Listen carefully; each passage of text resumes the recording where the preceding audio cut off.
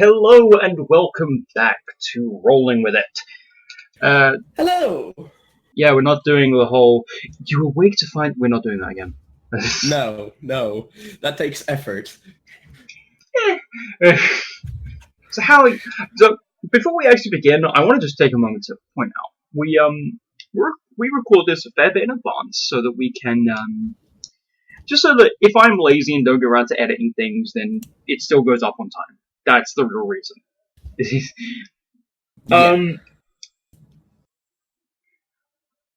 In the 2 days that the last episode has been up, I received 3 comments, and 2 of which totaled to about 11 paragraphs. And that person is a fucking legend.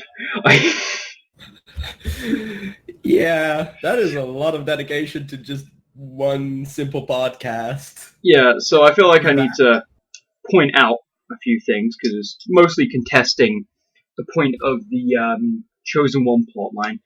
You can do it. You can flip the trope on its head. You can say, like, oh, well, it's a false prophecy. You can do that. But, like, if a god of destiny or something, like, so if Istus is coming down and being like, oh yes, it is your destiny to save the world. You will bring forth an age. It's like, that's... It can be interesting to your character, but that doesn't make it an interesting story. Yeah, and this is kind of why I liked, what's it called? My character and the development of Fate in that story. Which story? That was Seb's campaign. Oh, Lorelei? Wherein my character, Lorelei, was a monk and a follower of Istus. So, what ended up happening was we were chosen by the church of Istus as some sort of important figures, but never explicitly said by the goddess herself that we were the chosen ones. Which I kind of like, because that means you can imply a chosen one plot while still having it not be entirely necessarily truthful. Well, I will point out, the priest who chose us didn't say we were chosen one, he just sort of hired us to deal with some werewolves. Yeah, however, he was the fucking pope of the church, basically. And, that's pointless. Yeah, so that's all good. What was the other point he made? I actually remember.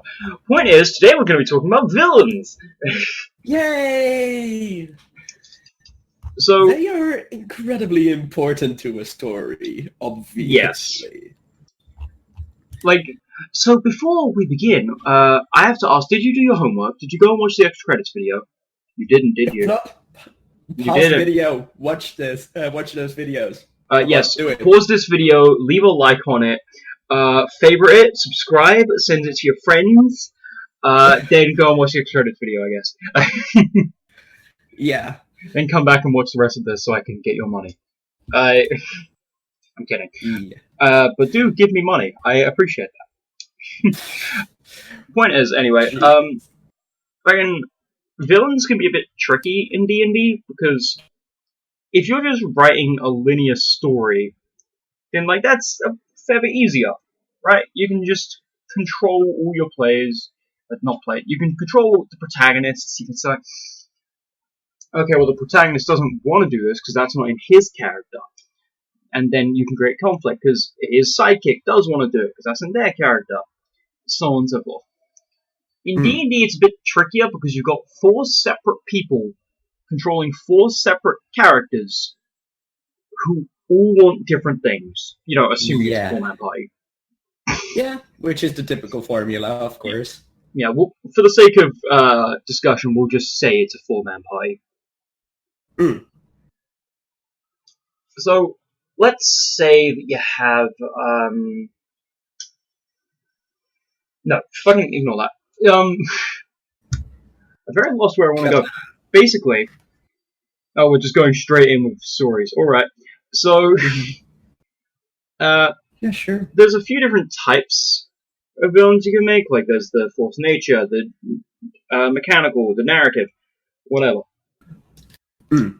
The point is, they all have different purposes and advantages. You can say, so to use the proper examples, a mechanical villain would be a lich who has been residing at the end of his tomb for several centuries, and you get there and you have to fight him. You don't know anything about him, it's just a lich. Actually, I think the Demi-Lich in... Sorry, after you. Yeah, I think actually that I have a pretty decent example of that inside of the unit. Once again, going to call back to my campaign, wherein the guys had to deal with a big-ass wannabe demon lord who had constructed a tower right next to their city and was threatening it. It's a very shallow plot, and basically all he surmounted to was a mechanical challenge, throwing minions, encounters, and himself at them, not really doing much to drive their perception or the narrative further. Like, at least not until later. You can also go and watch that campaign unfold at twitch.tv/CherryJester. Hey. Oh yeah, I forgot to link to your thing in the description. Oops. We'll do that next time. So, the other sorts of villains, like a narrative villain, like actually, the thing with mechanical villain, I think the Demi-Lich at the end of the Tomb of Horrors is a good example of that, because it's just the Demi-Lich at the end of the Tomb of Horrors. Yeah. That's it. That's all you know. There may be a Demi-Lich at the end of the Tomb of Horrors. We don't know. Yeah, that word... just speculation. Yeah, that word "may" is very important. Yeah. It So, might like, just be a lich. Who knows? Like,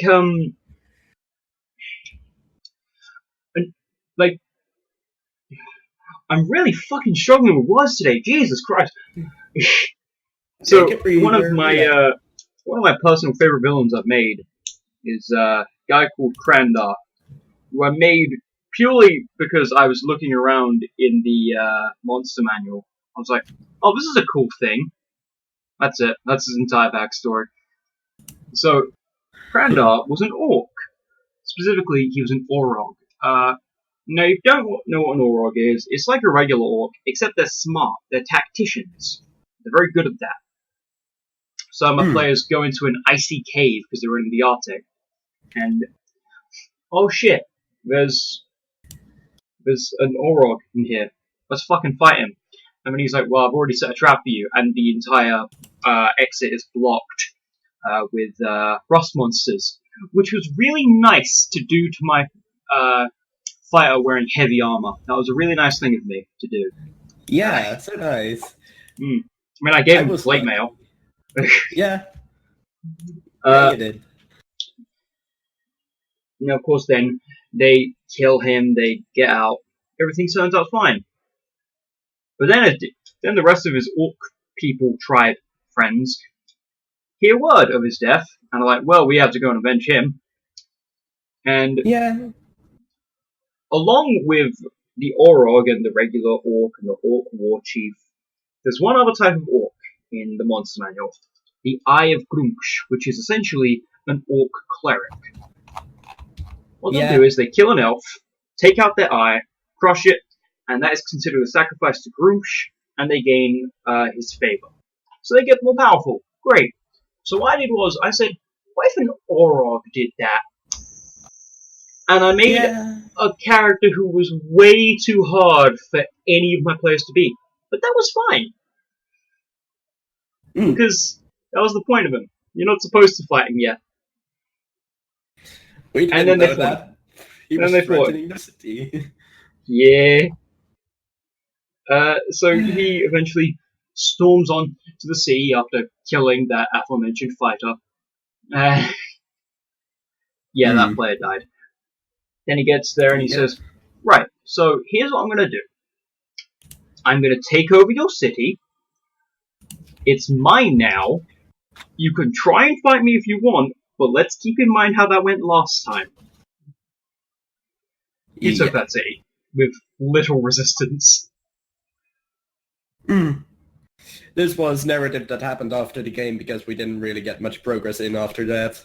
Well, no, that happened during the game. It's just, yeah, fair enough. he took over the sea. Sorry about that, by the way. We had to cut because things happen. So, he takes over the sea.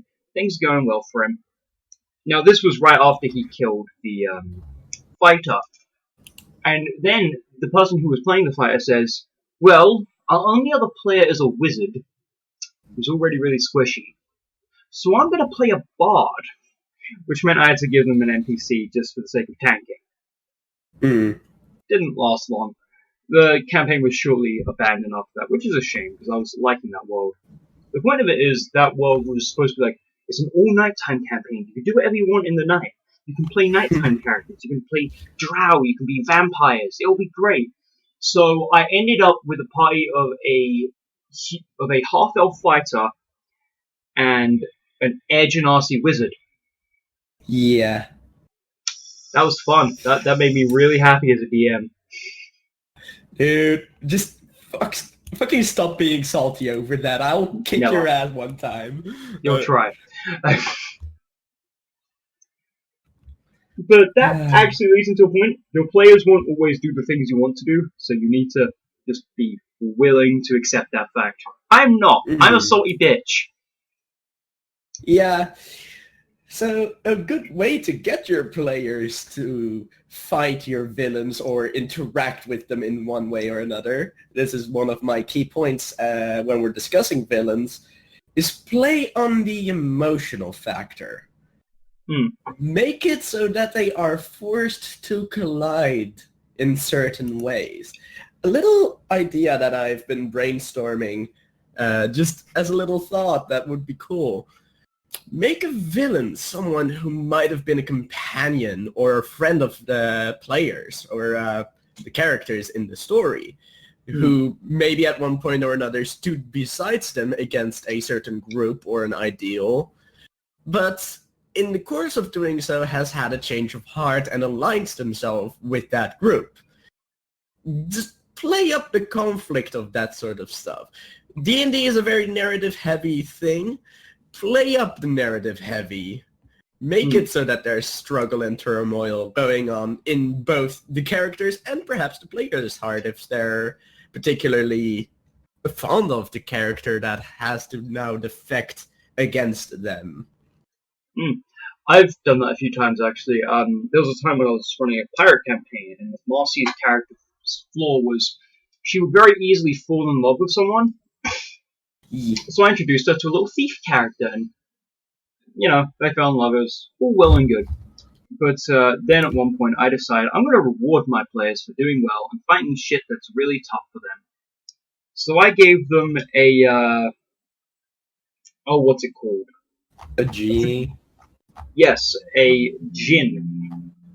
It's like, you get the lamp and everything. Everyone gets one wish. You get one wish.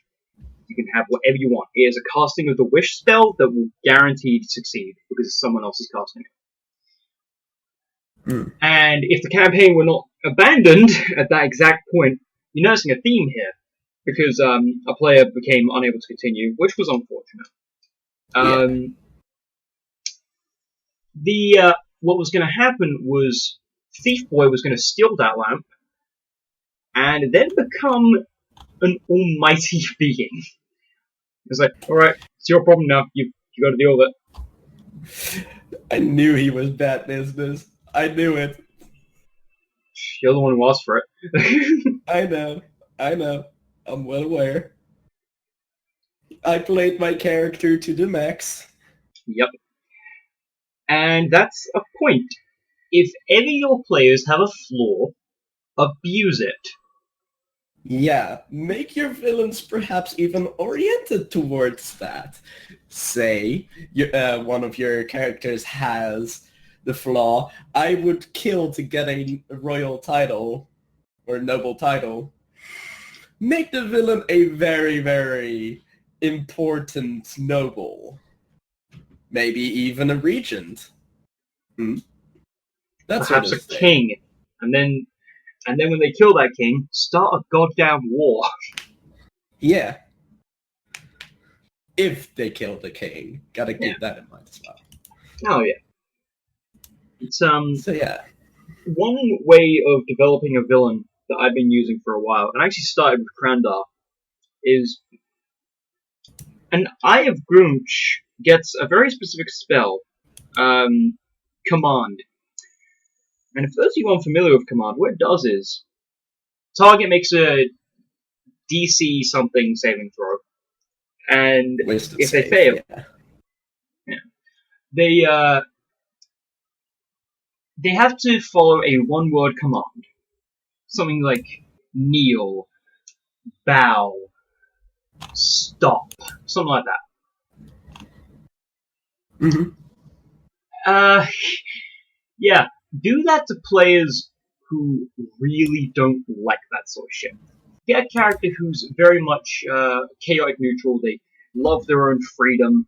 They want to feel like they're not restricted by society. Then have someone command them. That's always fun. Just drive them absolutely mad. Mm-hmm.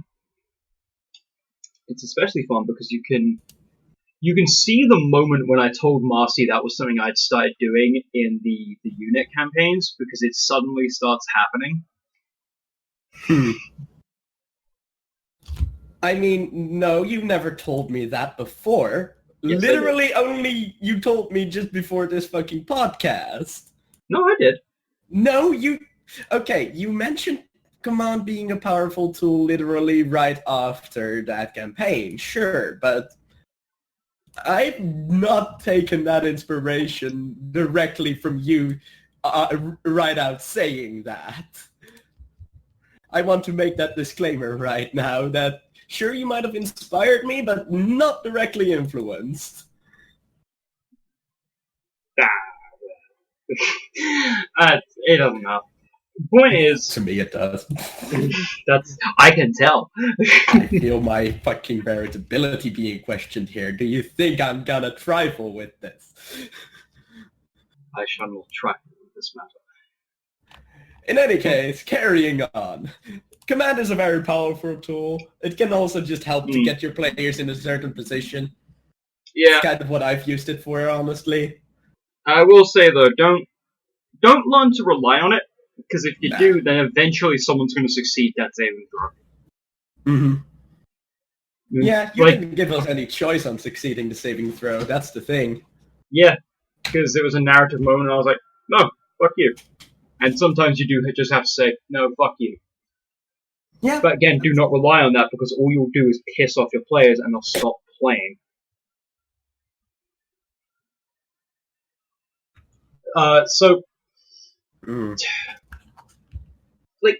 There is also the question of what happens if one of your players wants to become the villain, which is a very fun moment. Like, literally heel turn, the player stops being a part of the party and starts becoming the main force that the party has to play against. It happens very rarely, but when it does, it can be a very powerful fucking moment. However, here's the thing. That requires a lot of planning. And also the player then sacrificing that character in order to for it to become basically an NPC. Because, yeah, while you've got a clear idea of its that character's plans, you're not gonna be fucking wanting to play the villain every single time. Because, you know, part of being a good villain is not always showing your face. Like, there are 3 ways you can do this, one of which does mean you leave the party, that you no longer take part with everyone else. Another way is you're in the party and you've always been evil and you're just using the rest of the party as a means to an end. Now, sabotage is also an option in this path, by the way. Now, with this path, you obviously have to be like, well, I'm going to be so useful that they can't get rid of me. And then there's the third way, which is the dumb way, where in a party of lawful good characters, you are the only one who's chaotic evil, you meet an NPC, and you immediately murder him. Yeah. For the sake of murdering him. Killed. yeah, the party will just turn on you. Like, the party is not above it. No.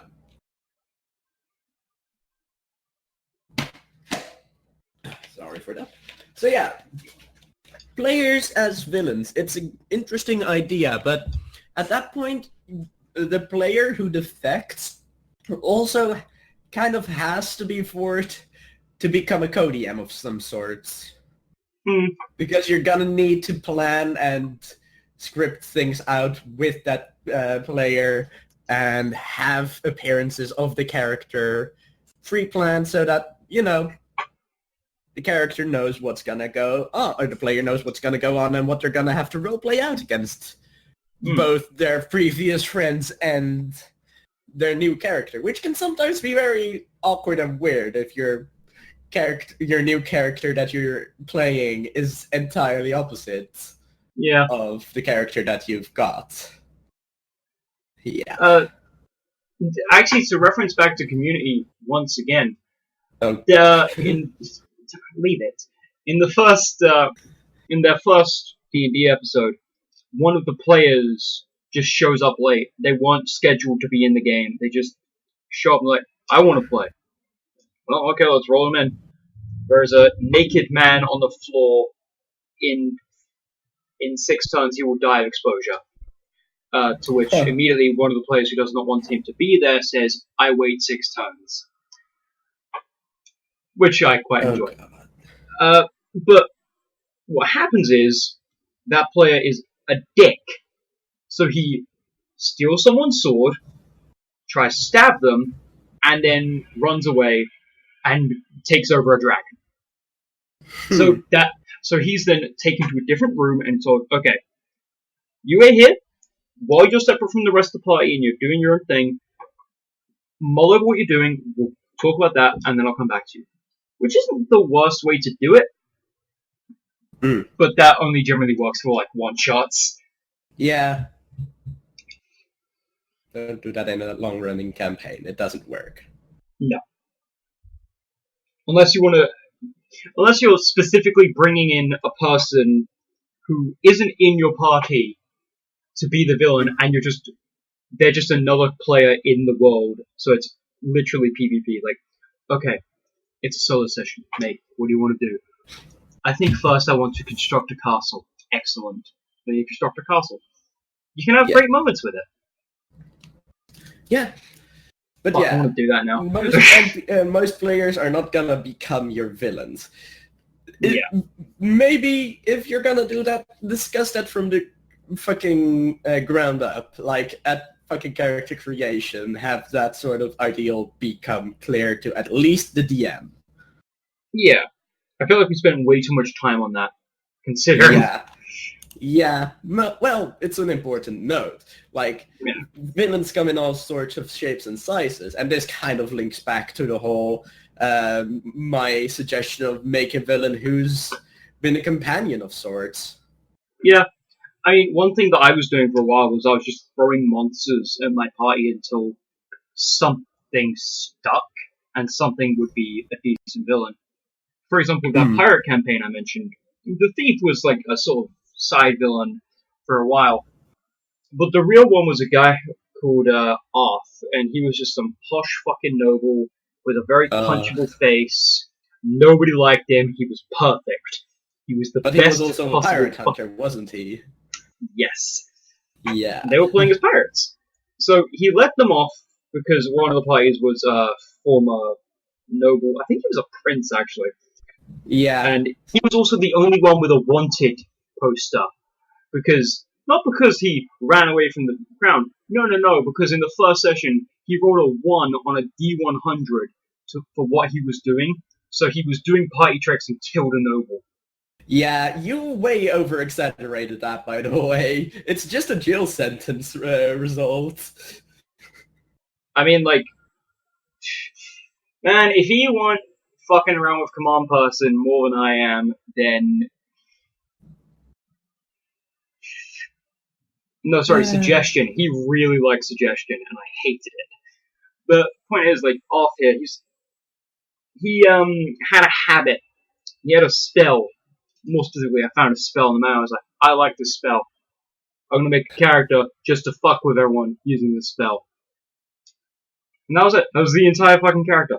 You can just Yeah. build a character, or in this case, villain, from the ground up based on one thing, which is kind of my history, actually. Yeah.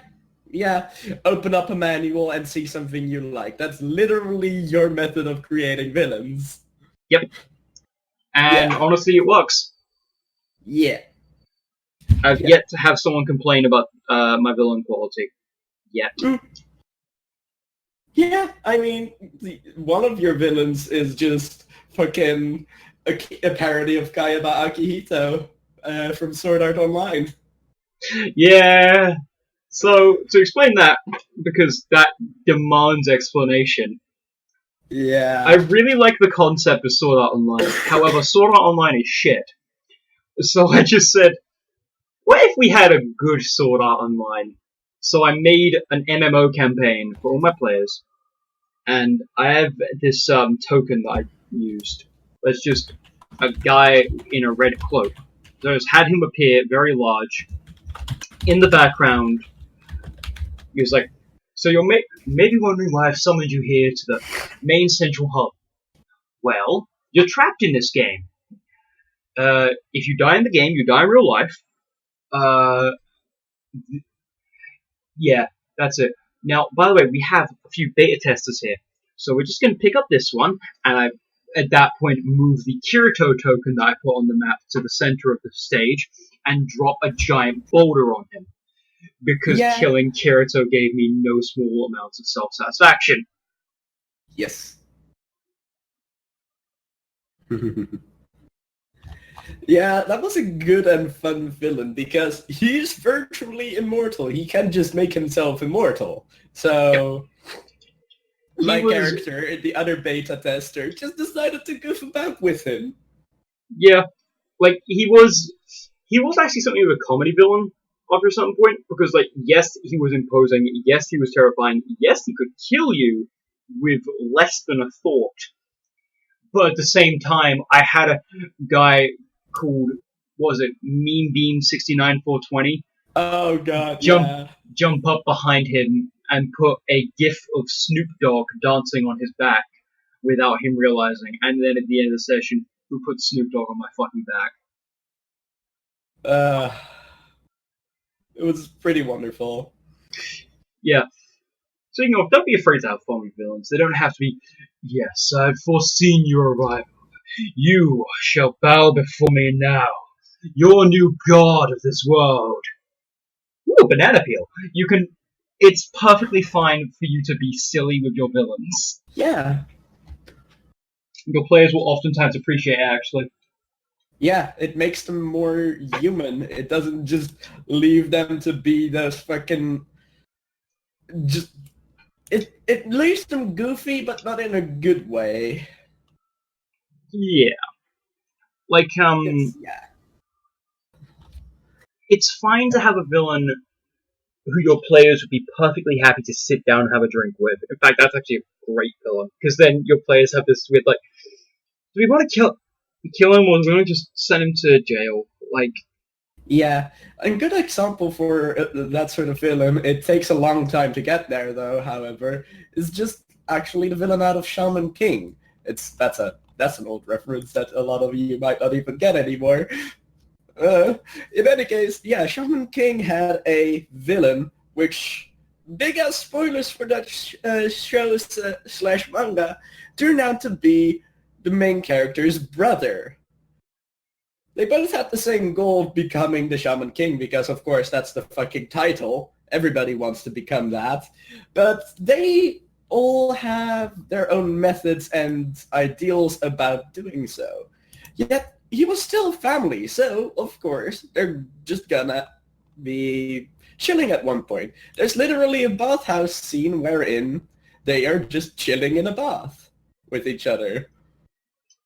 It's kind of like that one scene out of Asura's Wrath, wherein Asura just chills with his previous teacher. Just give them human moments where they can just do stupid shit. Like, if you've got the right sort of villain who's just very powerful, but also at the end of the day, it's just a guy. Don't be afraid to have your party members going into like a marketplace or something, and they see them there. Like at that point, a fight could break out, people could get injured, or they could just let it slide. Because the thing is, yes, your party will generally. You can't do a cutscene in D&D. You can't. So like, you can't have a guy go on a long monologue without expecting the guy with the big sword to shove that sword into the guy's face. You can't do that because your players a cheeky character to start jumping in and responding to everything that he's saying, trying to rebuke everything. Yep. I mean, I've had situations where an NPC was arguing with a villain, and you know, I'm playing both sides of that, and then one of my players pops in like, "King of arguing with himself, Matt." Like, okay, you know what? Now we've lost all momentum for that. Now this moment is completely lost. So thank you for that. That was me, by the way. Yeah, I wanted to let you not have that one in case, but thank you for taking that. Yeah, no, that was totally me because it's funny to see, you know, it's a bit of a mean one. Honestly, that was not particularly nice of me, but it was just funny. Yeah, like, but that's the thing as a DM, your players will interrupt you at some point. Like, you can't expect to do a cutscene in D&D because your players will get bored and they'll say, "Man, fuck this." You can't have the villain standing at the end of a room, right next to an open window and say, "Yes, this has been my plan. You would meet me here and we would do battle until the ages. Do you know why you were even here?" Without one of your players saying, "I push him out the window. I push him out of the fucking window so he shuts the hell up." Defenestration! Which, by the way, you can make fun character moments with that. Your players will generally want to just kill the villain if they are clearly a villain. Yeah. Like, your villain can range from, "I am an overwhelming god who is never going to be defeated by anyone," to, "I'm just a poor boy from a poor family." Yeah. And also, players will not spare him his life. No. But there's also just a note to be made about, you know, make a difference between villains and supervillains. Megamind makes a good point. Presentation is key when you're doing a supervillain. Never actually watched Megamind, believe it or not. I haven't either. I've just seen that one particular scene. In any case, it makes a good point, however. A good villain is gonna be showy at times. Yeah. They're gonna want to show off something of theirs, be it an ability, something that they have in their possession, such as a dragon, a magical artifact, or some other such nonsense. Like, again, if your party members, well, let's say you've got a rogue who's on a quest to try and steal a bunch of stuff, not for greed, but because he has an aunt who's struggling with bills with her farm, and he's sending her money whenever he can, and that's why he's doing this, so he can get money. Yeah, bring that aunt in and fucking kill her. Just kill her dead. Lay out the body on the floor, then kick it to the rogue. You know why? Because then your entire fucking party wants to kill that villain. And then they're gonna be totally crushed as well. And that's even more fun because that makes for vendetta plots, which leads back to plot hooks. Yeah. Like, we mentioned Final Fantasy 2, that sets up the villain beautifully, like right at the beginning. It's like, here's your villain, go. Final Fantasy has a lot of good villains, actually. Like, Kefka, Sephiroth, really, really famous sorts of villains. Kain is semi-villain-ish, and he is actually a very good one. That's from Final Fantasy IV, by the way. I will point out, I've never played a Final Fantasy game other than 14, so... Even then, I'm not done with the story of that yet. Sorry again about that, we had another little incident. We're having to record this a lot earlier today, because, well, we've got D&D in about 2 hours. We've got D&D in about 2 hours, and we didn't say, no, let's record this on a different day. We said, let's record this earlier. Yeah. So yeah, that's now a thing that's happening. In any case, yeah, I was mentioning Final Fantasy XIV does not have any particularly strong villains that just make you want to kill or fight them per se. It's just literally the plot necessitates it. Like, I think probably the best example of like a really good force of nature villain in a game that I've played at least is Chrono Trigger. Ooh. Because Lavos is fucking destructive. Like, there's a moment, for those of you who aren't familiar, where you fight Lavos, and it's not like a pre-scripted fight. No. That's his final boss. Like, you can lose there, and that's fine. That's part of the story. Or you can beat him. You can legitimately beat him there and get a special ending for it. It's hard, especially at that particular level, but it's possible. Mm-hmm. Yeah, it is 100% possible to beat him right then and there. Maybe if you've done some grinding. Yeah. But you know, why do you want to grind in Chrono Trigger? Lavos, as a force of nature villain, is absolutely the embodiment of entropy and decay. Make your, force of nature villains some sort of concept more than anything. Like, Lavos' entire destruction thing is basically, I am the end of the world. I am literally the apocalypse itself. And in certain games, you are the apocalypse itself. Cough, God of War. Yeah. Also, literally fucking Darksiders. What's it? I don't know. Yeah, that one. Like, you can take inspiration from that sort of stuff. Like, you can probably do a pre-scripted fight scene. Like, okay, so you're level 4 now. Great. Here's a lich. Have fun. That sounds like a run the fuck away party. Yeah. I mean, like, actually, we played last night, and our party was told, okay, there is a giant constrictor snake up there. We can't fight that. We are not strong enough to fight that. And we said, we're gonna fight that. So we went to fight that, and we nearly died. Yeah, one of them got snake forward. That was fun. Actually, I think 3 of us got snake forward. Yep. To be fair, I did it by choice. Because I'm an idiot. Yeah, but it worked out in the end. But yeah, like, don't be afraid to make your challenges unsurmountable for your players. It just makes them very interesting to fuck around with. Like, you could set up a villain very easily. It's like, a villain doesn't necessarily have to be like a grand, scheming lord of deception. It can just be like, here's a bandit. He literally stole candy from a baby. Yeah. Like, that's all you need. Don't be afraid to go back to tropes, as long as you do something fancy with those tropes. Yeah. But there's also just one little note that might be interesting to tell. You don't always have to make your villains a character. There can be villains, ...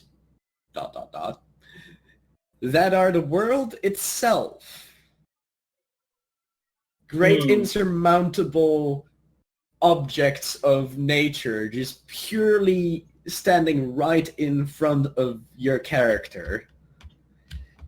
Perhaps make the world something you're not entirely... what's it called? Let me rephrase that.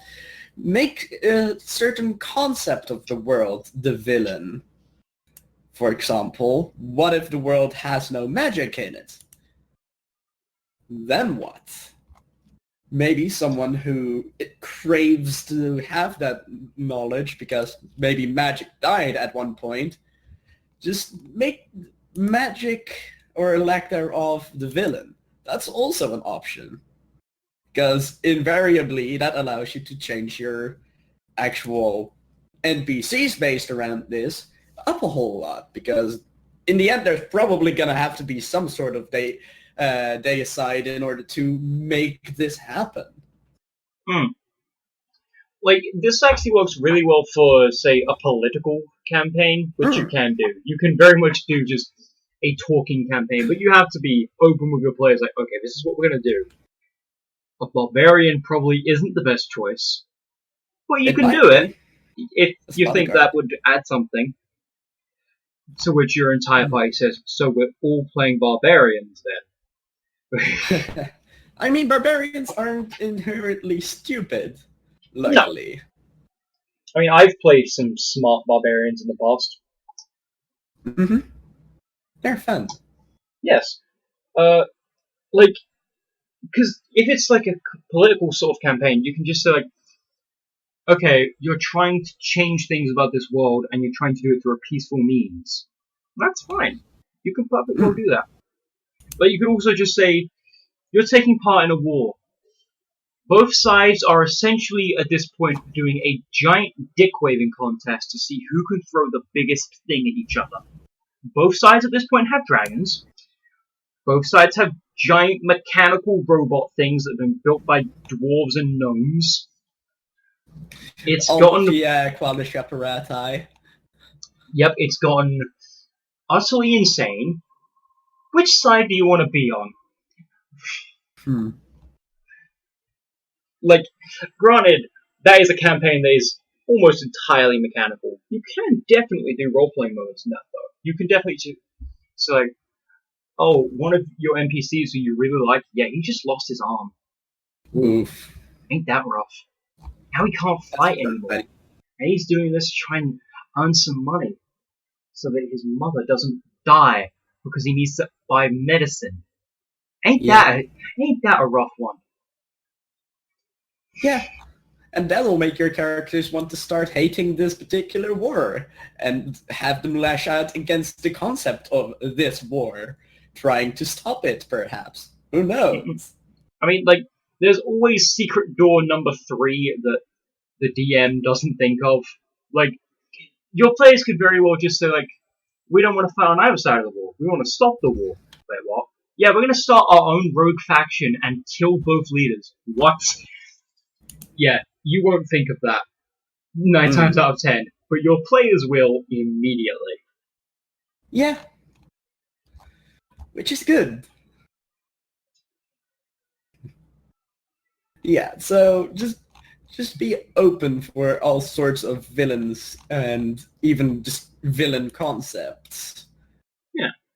Because, you know, a corrupt government doesn't have one particular face. It might have a president of sorts, but killing him is not going to change anything. Yeah.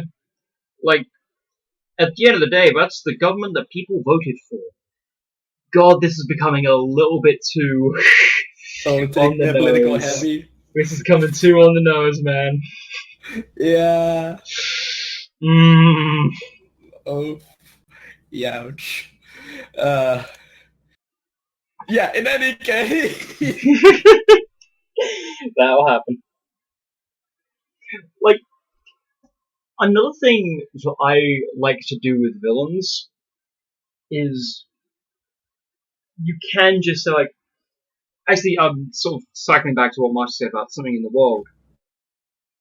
I mentioned that campaign with Krandar twice now. Maybe 3 times. I actually don't know. I'm not keeping track. The city that he took over was built on the back of what is even for that creature's size enormous Tarask, which was killed centuries ago. But it wasn't really killed. Every mage in the world who was capable of doing so had to cast a wish to get the thing to fall into a coma so it stopped doing this shit. Not even dead or petrified. Just a coma. Yeah, the thing was still alive. Yeah. And the idea was, what if they ever got to level 20? Now, guess what wakes up? Because of course it is. Like, you don't give something like that without doing it, you know? And hopefully have recruited some impressive sources of energy by then. Hmm. Cuff Cuff better probably needed to get some gods on my side, Cuff Cuff, not totally planned. I mean, to be fair, it actually wasn't. You just so happened to have 3 gods that fucking wanted you. That's also a fun anecdote. Let's put a pin in that Yes. one. We're gonna have a special episode just for stories. Don't you guys worry. Like, Yeah. that's the thing as well. Like, sometimes you can say, like, oh, it's random cult number 9, or it's this god. But you don't have to do that. You can't just be like, it's this god, but this is a good god. Like, you can, with one little touch, with one little change, you can turn something from like, oh, whatever, to what the fuck? Oh, Yeah. a bunch of dragons have been destroying cities recently. Oh, have they? I guess we're gonna go fight some dragons then. I mean, I'm excited. Yeah, they're all metallic. Wait, what? Why? Those are the good ones. Mm-hmm. That don't mean shit. As I've been very much saying in the last session, wherein Adamantine Dragon was introduced to the players, lawful good dragons doesn't necessarily mean lawful nice. Lawful good does not mean good person. Does not mean nice person. It doesn't mean shit. All it means is you follow the law because you think that to be right. Yeah. I'm gonna get 4 paragraphs in the comments about that one line, aren't I? Probably, Looking forward to it, buddy. In any case, yeah. Just know that even a lawful good character can be a villain. Yeah. Don't limit yourself to a chaotic evil villain. That doesn't always work. I mean, like, I've been, a scenario I've been using for a long time, partly to argue the concept that lawful good is inherently a good person. So let's say a lawful good paladin has been ordered to, find a bread thief. They know it to be, a young man, so they start hunting him down. Find the guy. He runs into a house, follows him in there, and he's just giving the bread to a young girl who's very sick, very unwell. And suddenly, the paladin has to ask themselves, is it right to kill him because he's breaking the law, as well as her because she's considered an accomplice? Yeah. Or do I ignore what I've been told to do? Because, like, just that sort of conflict can turn a character around and just fuck them up eternally. Think of, if you ever have a paladin, fuck them up. Just do not be nice to them. See, here's the thing with religious characters in D&D. Just don't be afraid to give them all the moral quandaries. Make them forced to do something outside of their alignment in some way or another. That's gonna make for some interesting play, because divine casters need to have an alignment that relatively matches their god in order to succeed with their magic. Like, I once put a character, I've forgotten his name, but his title was a regicidal paladin. For those of you who are familiar with regicide, that's when you kill a king. Because he was on a peace treaty envoy. His country and another country were on the edge of war, and he finds out this king is, I think it was a pedophile. So he's like, I'm not fucking letting that slide. So he cut off his dick and then killed him. Yeah, that started a fucking war, obviously. And he was kicked out from the royal court. He was considered a disgrace, but also it's the thing that his god wanted him to do. Mm-hmm. He maintained his relationship with his god, sure, but also he sent an entire country into war.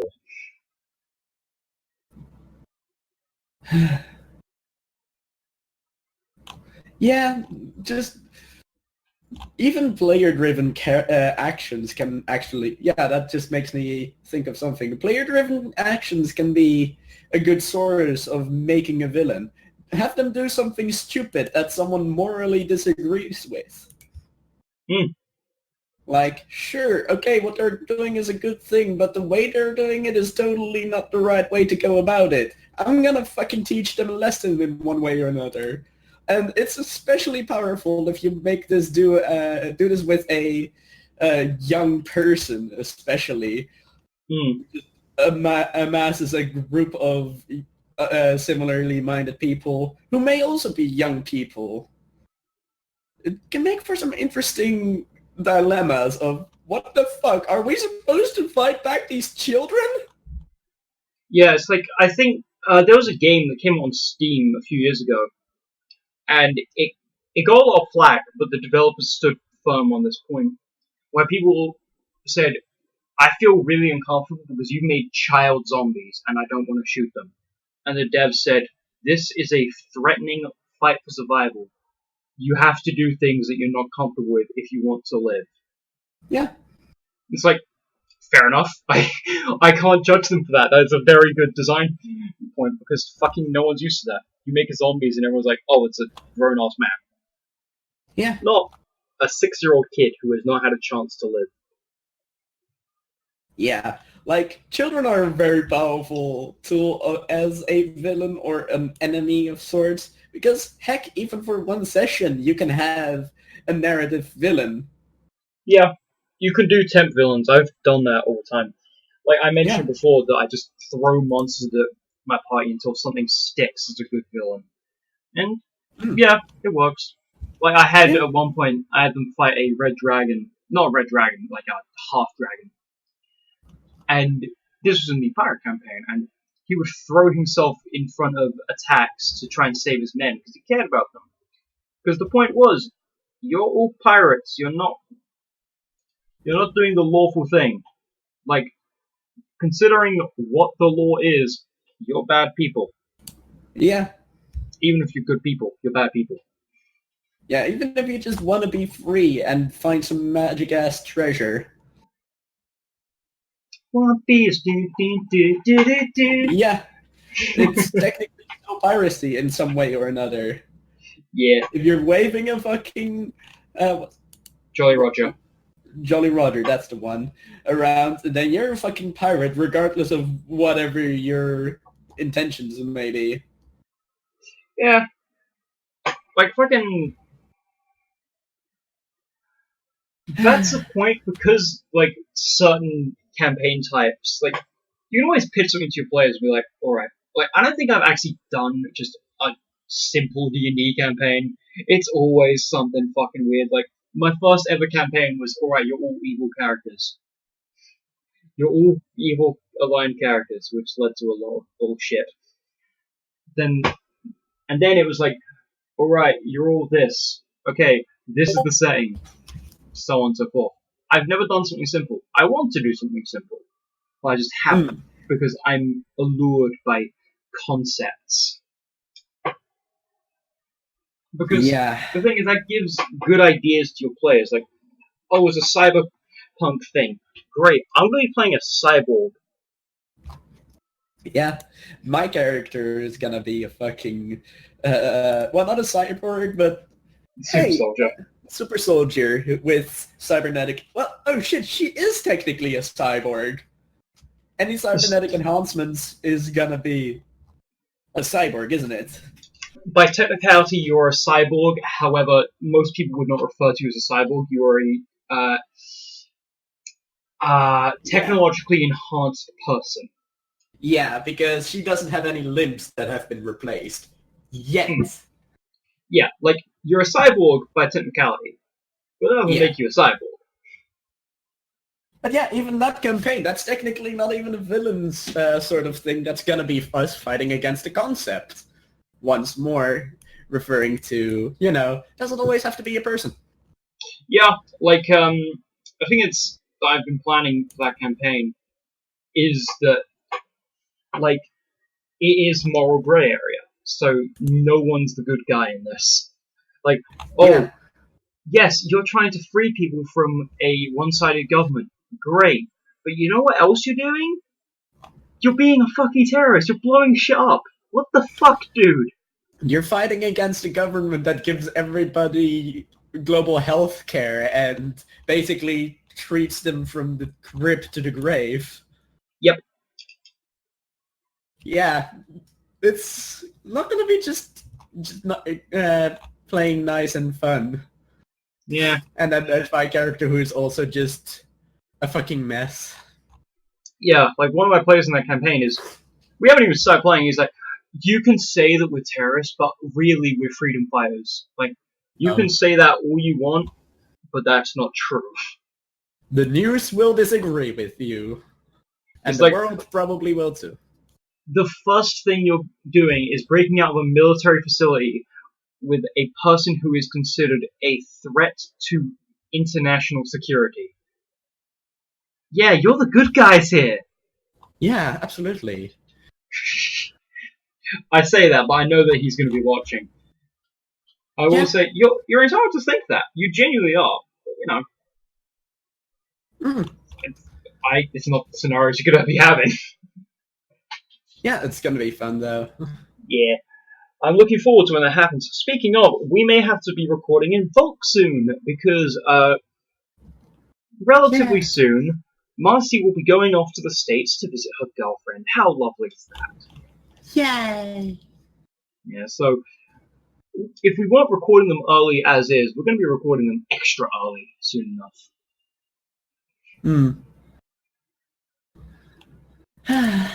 Speaking of, I think we're about done now. Yeah, just about. Give or take, that should be around 15 minutes after cuts. Sure. Alright, so I hope you've all had a lovely time.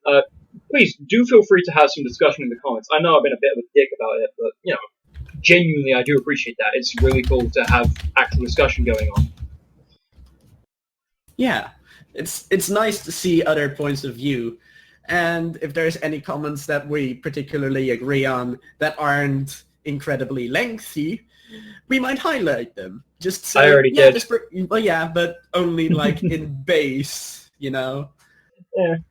We might highlight a comment or two. Maybe Matt can do something fancy. I won't promise he will. Oh, fucking hell. I'm editing these to be as non-edity as possible. Fuck. Alright, fine. We'll see what we can do. Yes, until next time, guys, please enjoy your sessions. May your rolls all be critical, and may, no matter what your players throw at you, you keep rolling with it. See ya. Until next time. I hit the wrong button. GG! And I'm gonna go take a piss. have fun.